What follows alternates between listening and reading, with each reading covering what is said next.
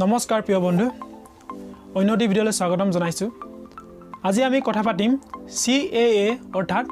নাগৰিকত্ব সংশোধনী আইন সুপ্ৰিম কোৰ্টত খাৰিজ হোৱা চান্স কিমান আছে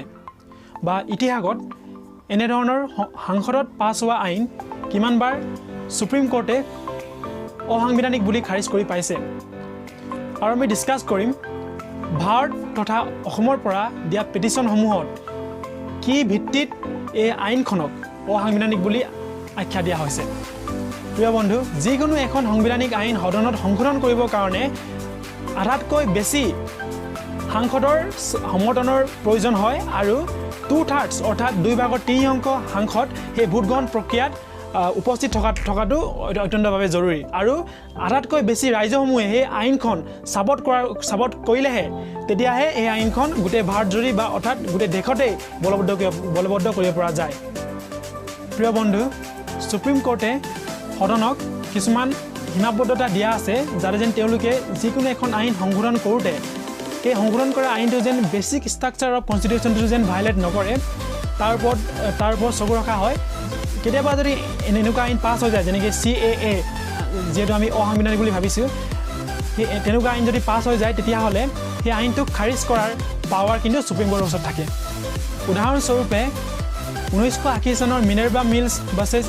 ইউনিয়ন অফ ইণ্ডিয়াৰ কেছটোত আমি দেখা পাইছিলোঁ যে সুপ্ৰিম কোৰ্টে 42nd এমেণ্ডমেণ্ট এক্ট সেইখন ইনভেলিড বুলি ঘোষণা কৰা হৈছিলে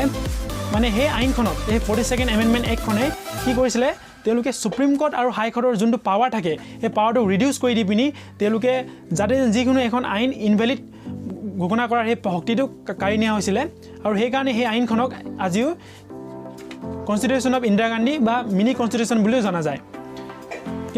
তাৎপৰ্যমূলক কথা যে বিজেপিয়ে 1977ত ইন্দিৰা গান্ধী চৰকাৰক উফৰাই পেলাবলৈ সক্ষম হৈছিলে তেওঁলোকে মানে সংবিধানিক ৰক্ষা কৱচ আকৌ ৰিষ্ট'ৰ কৰিমগৈ বুলি কৈ পিনিহে উফৰাই পেলাবলৈ সক্ষম হৈছিলে কিন্তু যেতিয়া 1977ত বিজেপি চৰকাৰ আহিলে তথাপি তেওঁলোকে 42nd এমেণ্ডমেণ্টখন সম্পূৰ্ণভাৱে খাৰিজ কৰিব পৰা নাছিলে তেওঁলোকে আকৌ কিছুমান এমেণ্ডমেণ্ট আনিছিলে সেই এমেণ্ডমেণ্টবোৰ হৈছে 43 আৰু 44 43 আৰু 44 এমেণ্ডমেণ্টে কিছু পৰ্যায় হ'লেও 42nd এমেণ্ডমেণ্টখন খাৰিজ কৰিব সক্ষম হৈছিলে কিন্তু সম্পূৰ্ণভাৱে খাৰিজ কৰা নাছিলে চ' সেইকাৰণে 30 জুলাই 1980ত সুপ্ৰিম কোৰ্টে Minerva mills versus state of union ইণ্ডিয়াৰ সেই কেছত এটা বহুত ডাঙৰ ৰায়দান দিয়ে এই ৰায়দানটো হৈছে যে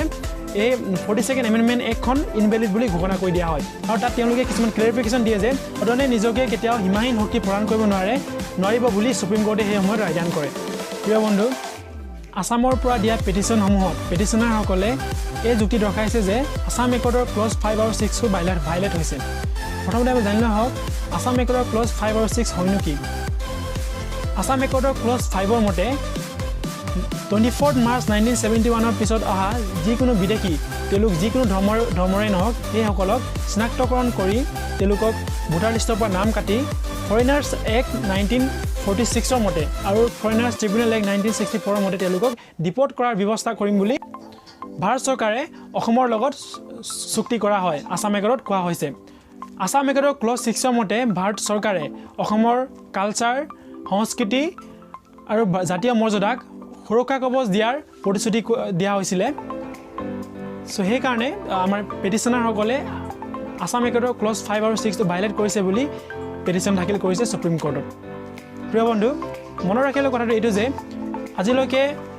যিমানবোৰ অসাংবিধানিক বিল ভাৰতৰ সদনত পাছ হৈছে সেই বিলসমূহ সুপ্ৰিম কোৰ্টে ইনভেলিড বুলি ঘোষণা কৰা ইতিহাস বহুত আছে মই আপোনালোকক এইটো স্ক্ৰীণত দেখাম কিমানবোৰ এনেকুৱা ধৰণৰ ল যোনবোৰ নেকি সংসদত পাছ হৈছিলে কিন্তু সেইবোৰ অসাংবিধানিক বুলি সুপ্ৰিম কোৰ্টে ঘোষণা কৰি সেইবোৰক ইনভেলিড বুলি কৰাৰ দিয়া হৈছিলে চ' এই ক্ষেত্ৰতো আমি আশা কৰোঁ যে সুপ্ৰিম কোৰ্টে CAA অৰ্থাৎ নাগৰিকত্ব সংশোধনী আইনখন ইনভেলিড বুলি ঘোষণা কৰে কাৰণ এইটো সম্পূৰ্ণভাৱে আসাম একৰ্ডক ভাইলেট কৰিছে আৰু আৰ্টিকেল 14 অফ ইণ্ডিয়ান কনষ্টিটিউশ্যন যোনটো নেকি ৰাইট টু ইকুৱেলিটি সেই ইকুৱেলিটি আৰু ছেকুলাৰিজিম যোনটো বেছিক ষ্ট্ৰাকচাৰ অফ কনষ্টিটিউশ্যন সেইটো ভাইলেট কৰিছে আছে যে সুপ্ৰিম কোৰ্টে ফাণ্ডামেণ্টেল বেছিক ষ্ট্ৰাকচাৰ অফ ফাণ্ডামেণ্টেলটো ভাইলেট হোৱা এখন আইনক তেওঁলোকে যেন ইনভেলিড বুলি আখ্যা দিয়ে তাৰ বাবে আমি 22 জানুৱাৰীলৈ বাট চাই ল'ম জয় অসম ধন্যবাদ শুভৰাত্ৰি অসমটো ছাবস্ক্ৰাইব কৰিব নহ'লে বেয়া পাম বাই বাই